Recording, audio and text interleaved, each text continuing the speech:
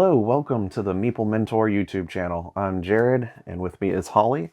Today we are doing our review of Qork with a Q, Q-O-R-K, or Qork, if you want to pronounce it like what your components are. It is an 8-player or up to 8-player game, and you have these strings with corks on one end and a red bead on the other.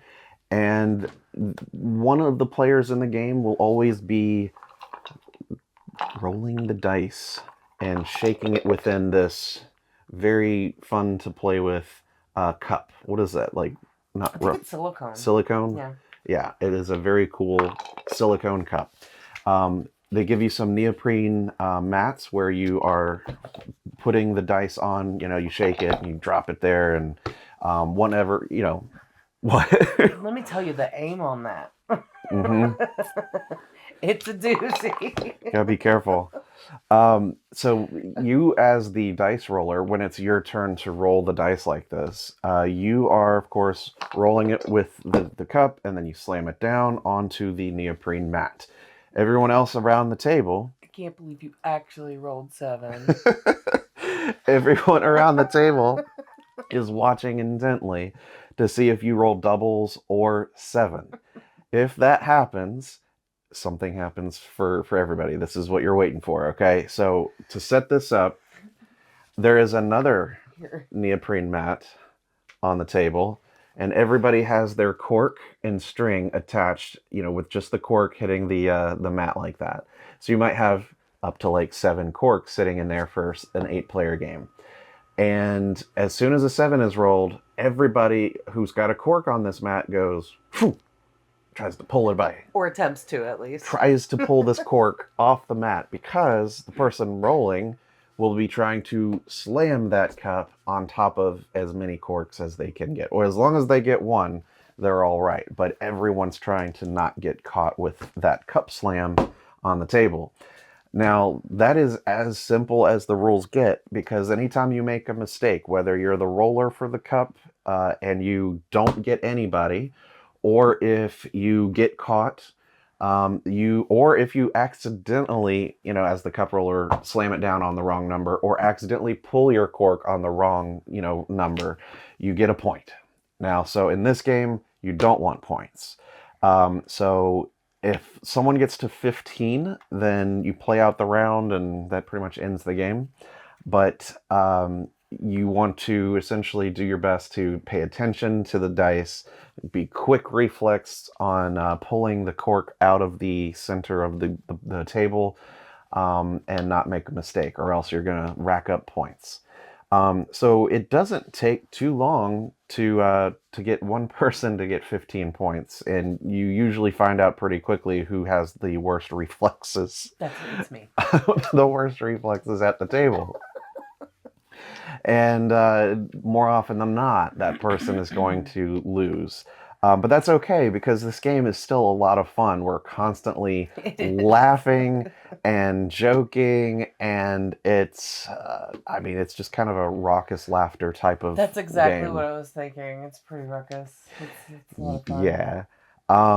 So any immediate thoughts that you want to chime in here on how the game plays? I think you covered it all. It's really fun. If I had any critiques, it would be that I feel the dice are just a little too big. Okay. Because for someone like me, with tiny, tiny hands, and then the really, really big hands, we both had issues trying to, Yeah. And I think that getting the dice, it's the same size mat. It's the same size mat. Getting the dice in the middle of the mat is a game in and of itself. I think at one point we ended up just taking this one off and then just putting the dice and slamming it to the table itself. Because we have the neoprene mat down anyway. Yeah, so it's gonna reduce any kind of noise of it hitting the table. Because we use the neoprene mat, but they included one for this purpose. But it was funny where, like she said, sometimes it wouldn't really land like fully on there, and one would be like sliding off, and and that affects everybody's reaction time as well. Um, I didn't have a problem with the size of the dice, given her issue with it. I feel like the bigger numbers or bigger dots on there are better for the table to see. And the cup is rather large, so even if you don't have a big hand, you could just kind of like do that.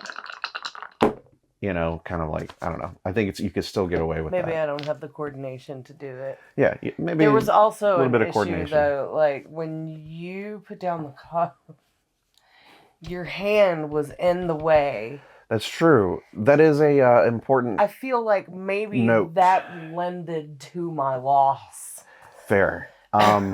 So since you kind of want to make the dice visible for everybody, and also, I would say do this. pull it back quickly, so that the people to your right or left don't get blocked by leaving your hand up like this, and then they can't see it. We did run into that in a couple situations, so that is a good gameplay recommendation. Because that also affected my opinion of how big the cup is. Fair, because the cup is kind of big. If I just Well, I mean, if it were taller, you would have the natural reflex to pull it further away from the table, in my opinion. Yeah, I can see that.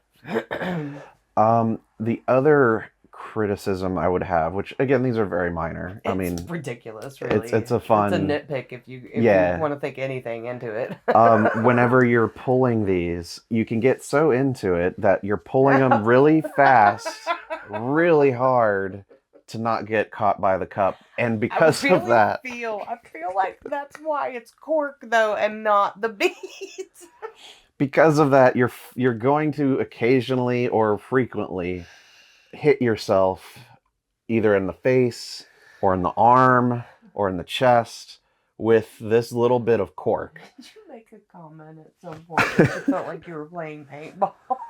A little bit, because like obviously it's not coming at you like as fast as a paintball, but you're constantly pulling this thing surprising though.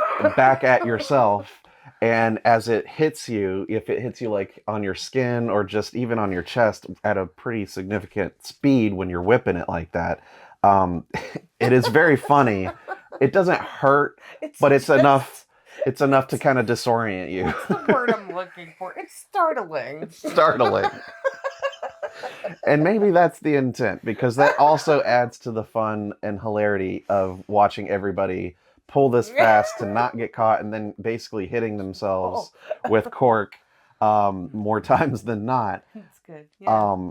So we had fun with it, but there's another little caveat warning there that you might end up hurting yourself very, very slightly with cork. Wear safety goggles when you play. But again, we were having a blast with this. I'm not going to say that that's like a deal breaker on the game. It's really not. If anything, I think it adds to it. I think it's a feature. But yeah, it is just kind of a dexterity, react fast type of game. And the cup dice, roller just keeps passing around the table. So that's essentially the whole game. It takes like 15 minutes to play or so. And we all had a blast.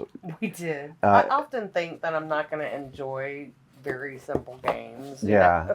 This was a lot of fun. Sometimes you just want something that's simple and fun and silly and makes everybody laugh. And, that's what this is.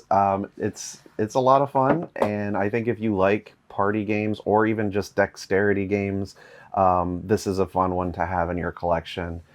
So I would recommend it. It's called Qork with a Q, Qork. Check it out. And for the tactile obsessed among you, the box has a little... There's a little piece of cork in the cover of the box. It's very nice. Yeah, to give you a little hint as to the amount of cork that you'll be using in your game. Potentially getting right in the face. That's right. But yeah, that's why they don't make them rocks or anything heavy. It's just cork. Could you imagine the lawsuits? I probably can. So that is those are our thoughts on the game. I recommend it, and definitely check it out if this sounds like your kind of game with your group. And like I said, it plays up to 8, and there's fewer games at this point that are this fun at 8 players. True. Especially ones for 8 that don't take very long to play. You could bring this True. almost anywhere and be like, "Hey, I got a fun game to play for 15 minutes," and people watching will go, "Oh, I'm in. I'm next." Yeah. Like it's gonna be that kind of fun. But yeah, that's our thoughts. Any final thoughts on it? I don't think so. I really enjoyed it. It's a lot of fun. A lot of fun. Unexpectedly. Unexpected So. fun. I'll just read what it says here on the front. It says it is the game of dice rolling, cup slamming, cork yanking fun, and I agree with that. It's a pretty astute observation. I agree with that. All right. Well, thank you guys for watching our review of Qork.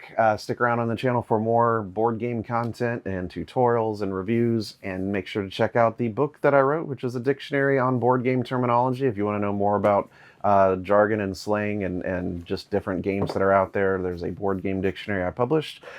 Check it out in the description, and help support the channel. But until the next video, I've been Jared. I'm Holly. We'll see you next time.